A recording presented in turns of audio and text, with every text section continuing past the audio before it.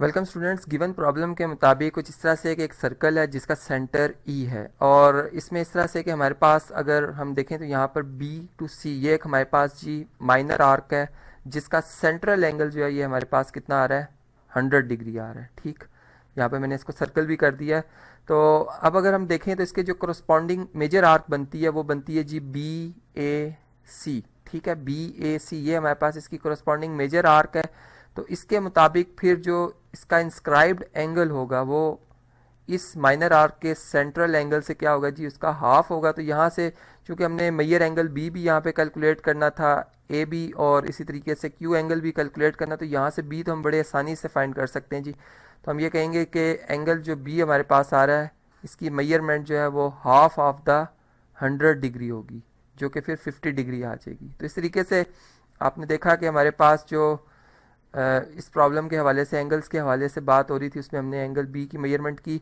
अब हमारे पास जो क्यू एंगल बन रहा है वो बेसिकली जो है वो रिमेनिंग एंगल ऑफ द जो हमारे पास central angle of minor arc है जो कि 100 डिग्री है। तो अब आप ये भी जानते हैं कि एक कंप्लीट रोटेशन जो है, एक सर्कल की कंप्लीट रोटेशन में जो एंगल बनता है वो कितना बनता है जी, 360 डिग्री का बनता है। तो यहाँ पर चूंकि 100 डिग्री उसमें से माइनस कर दें अगर हम, तो रिमेनिंग एंगल जो हमारा आएगा वो कितना आएगा जी, 260 डिग्री आ जाएगा। तो इस तरह से हम ये कह सकते हैं कि फिर जो मेजरमेंट ऑफ एंगल हमारे पास आ रही है जी क्यू, जो कि आप यहाँ पे देख सकते हैं कि ये ग्रीन कलर में मैंने रिप्रेजेंट किया, ये फिर कितना हो जाएगी इसकी मेजरमेंट जी, 260 डिग्री हो जाएगी। इसी तरह से अगर हम यहाँ पे आए दोबारा अगर क्वेश्चन की तरफ, तो एंगल ए भी हमसे पूछा जा रहा है।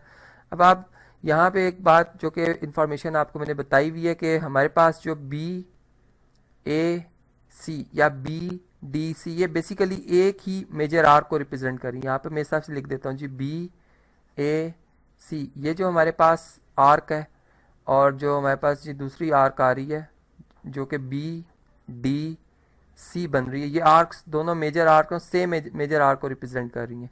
और जब एक ही आर्क में जो इंस्क्राइब्ड एंगल होता है, चाहे वो सेमी सर्कल हो, चाहे वो मेजर आर्क हो या माइनर आर्क हो, उसमें इंस्क्राइब्ड एंगल की मेजरमेंट सेम होती है। तो यहाँ पर फिर हम इस तरह से कह सकते हैं कि जो एंगल हमारे पास बन रहा है जी, यहाँ पर हम ऐसा कहेंगे जी मेजर एंगल बी ए सी।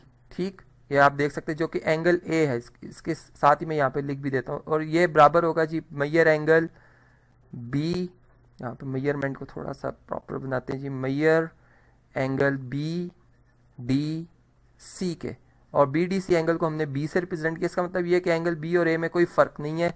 तो यहाँ से फिर हम ये कह सकते हैं कि फिर एंगल ए और एंगल बी चूंकि आपस में इक्वल हैं, तो फिर एंगल ए की मेजरमेंट भी कितनी होगी जी, जो कि बी की थी 50 डिग्री। तो यहाँ से फिर हम ये भी लिख लेंगे कि एंगल ए की मेजरमेंट है जी 50 डिग्री। तो यहाँ से आपने समझा कि हमारे पास जब इस किस्म का प्रॉब्लम होता है जिसमें इंस्क्राइब्ड एंगल या सेंट्रल एंगल की बात की जा रही होती है, माइनर आर्क मेजर आर्क की, तो हम किस तरह से थ्योरम्स को अप्लाई करते हुए उस प्रॉब्लम को सॉल्व कर सकते हैं।